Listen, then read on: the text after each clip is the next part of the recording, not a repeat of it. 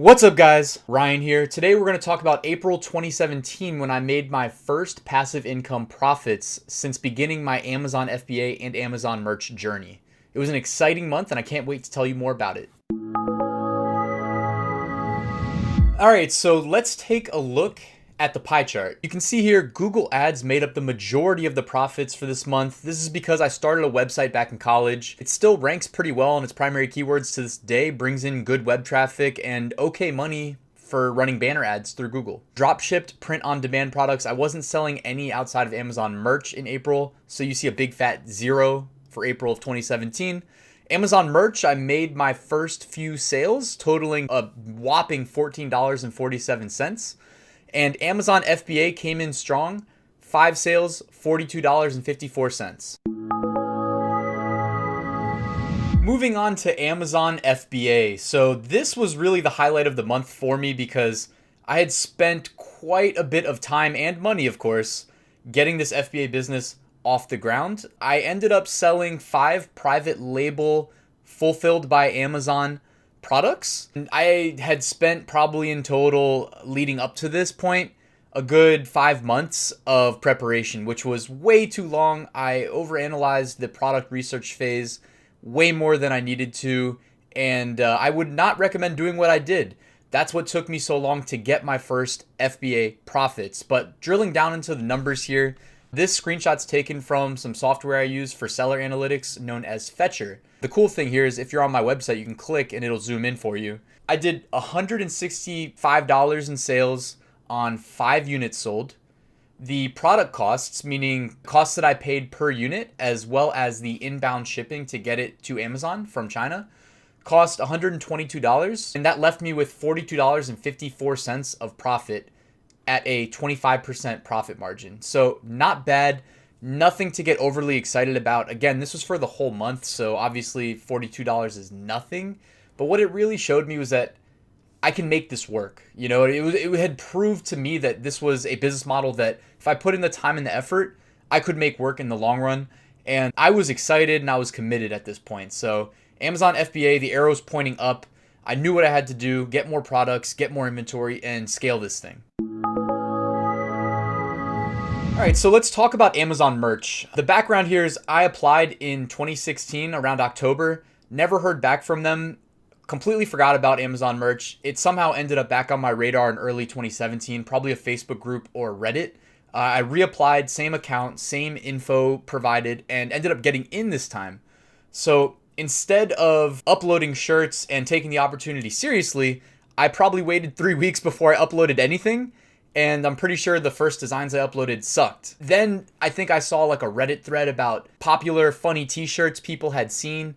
And I literally sat there, made a long Excel spreadsheet, documented all the good ideas, and worked off of that, recreating the designs that these people would describe and uploading them to my merch account. Before you knew it, I had 5 sales on the month. It probably took place towards the end of the month because I honestly didn't jump into this opportunity until a couple weeks had gone by of me just sitting on it, not doing anything with it.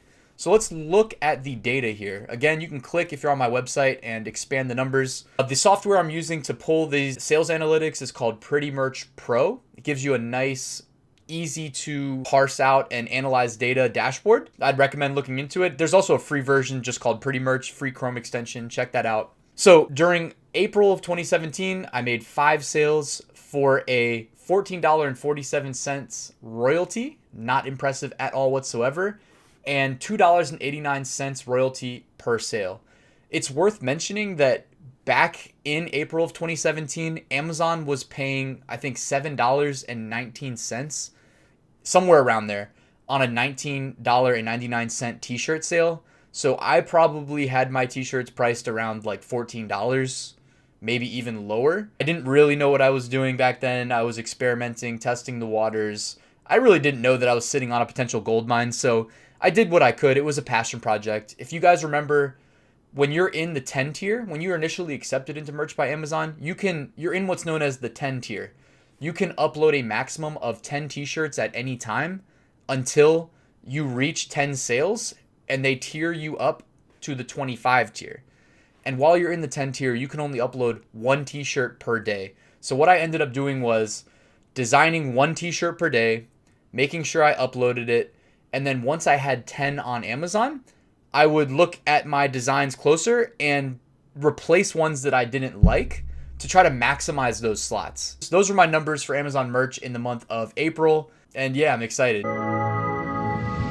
Dropshipped print on demand. Basically, any print on demand sales that take place outside of the Amazon merch program, I categorize here. At the time, I had no clue. This wasn't on my radar at all whatsoever to be taken advantage of.